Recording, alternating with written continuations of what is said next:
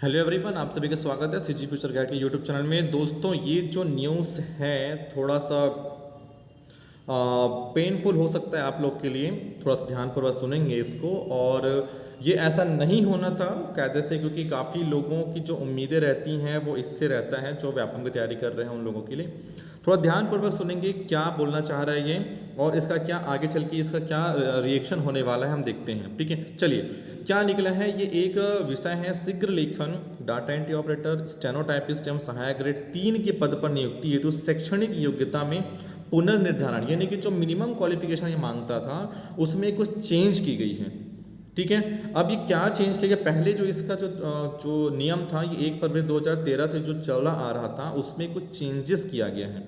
क्या चेंज किया गया है, बिल्कुल ध्यान से सुनेंगे। अब जब कभी भी इसकी सीधी भर्ती होगी, जब कभी भी इसकी सीधी भर्ती होगी तो डाटा एंट्री ऑपरेटर के लिए, जैसा कि हम जानते हैं कि आपका मिनिमम 12th चाहिए था, या कभी कभी ग्रेजुएशन। 12th ग्रेजुएशन के साथ साथ में ये मांगता था आपका कंप्यूटर का सर्टिफिकेट एक, और टाइपिंग टेस्ट, वो स्किल टेस्ट लेता था। लेकिन अब यदि आप डाटा एंट्री ऑपरेटर का फॉर्म फिल करते हैं तो साफ साफ लिख दिया गया है कि शीघ्र लेखन मुद्र लेखन परीक्षा परिषद से हिंदी एवं अंग्रेजी मुद्र लेखन गति 8000 की डिप्रेशन प्रति घंटा की गति का प्रमाण पत्र, यानी कि आपके पास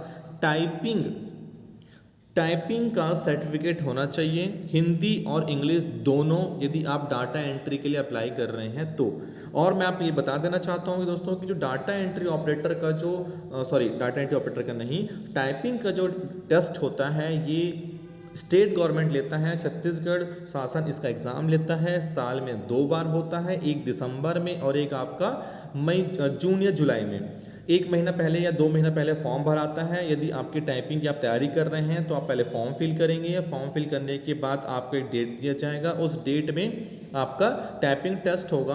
पहले जो टाइपिंग टेस्ट होता था वो टाइपराइटर में होता था, बट अभी पिछले साल से ये कंप्यूटर में कर दिया गया है। तो कंप्यूटर में आपका 20 मिनट का आपका टेस्ट होता है। उसके बारे में डिटेल में आपको बता दूंगा, कौन सा सॉफ्टवेयर यूज़ करते हैं, कौन सा की यूज़ करते हैं और किस तरीके से एग्जाम होगा। ठीक है, चलिए स्टेनोटाइपिस्ट के लिए भी जो क्वालिफिकेशन था, चलो स्टेनोटाइपिस्ट में तो वो मांगता ही था, लेकिन क्या बोल रहे हैं अब इसमें एक ये है कि या तो हिंदी या तो अंग्रेजी में 5000 की डिप्रेशन की आपके पास सर्टिफिकेट होना चाहिए। ठीक है, तो ये आपके पास भी क्या होना चाहिए, आपके पास टाइपिंग का सर्टिफिकेट होना चाहिए। साथ ही साथ देख सकते हैं सहायक ग्रेड 3 के लिए, सहायक ग्रेड 3 और स्टेनोटाइपिस्ट के लिए या हिंदी या अंग्रेजी दोनों में से किसी एक में आपके पास टाइपिंग सर्टिफिकेट होना चाहिए पास का। और डाटा एंट्री ऑपरेटर के लिए हिंदी और अंग्रेजी दोनों का पास सर्टिफिकेट आपके पास होना चाहिए। तो देखिए, जो इसकी तैयारी कर रहे थे उनके, यदि जिनके पास टाइपिंग सर्टिफिकेट है उनको तो बहुत अच्छा खुला ऑफर था अभी जितने सारे जो कोर्ट में जो वैकेंसी निकली उनके लिए। बट यदि आप इस फील्ड में जाना चाहते हैं तो अभी से लग जाइए, क्योंकि मई में फॉर्म आएगा, जून या जुलाई में इसका एग्ज़ाम होगा। मैं टाइपिंग टेस्ट की बात कर रहा हूँ ना, जॉब की बात नहीं कर रहा हूँ मैं टाइपिंग टेस्ट की बात कर रहा हूँ। टाइपिंग टेस्ट का एग्ज़ाम होगा वो जून जुलाई में होगा। तो अभी से टाइपिंग की प्रैक्टिस करते हैं तो आपका पास होने की संभावना बढ़ जाएगी। लेकिन यदि आप ये सोचेंगे कि मैं लास्ट समय में कर लूँगा तो बिल्कुल नहीं होगा ये। और कई लोग ऐसे थे जो व्यापम की तैयारी कर रहे थे, चलो रिटर्न तो निकले फिर देखा जाएगा।